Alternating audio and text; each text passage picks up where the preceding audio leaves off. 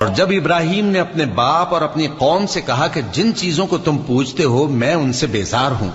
ہاں جس نے مجھ کو پیدا کیا وہی مجھے سیدھے رستے پر لے چلے گا،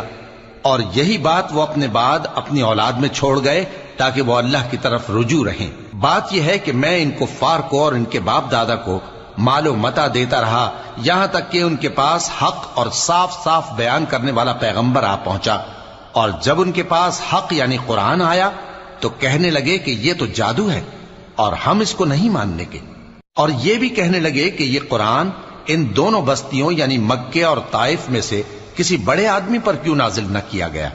کیا یہ لوگ تمہارے پروردگار کی رحمت کو بانٹتے ہیں؟ ہم نے ان میں ان کی معیشت کو دنیا کی زندگی میں تقسیم کر دیا اور ایک کے دوسرے پر درجے بلند کیے تاکہ ایک دوسرے سے خدمت لے،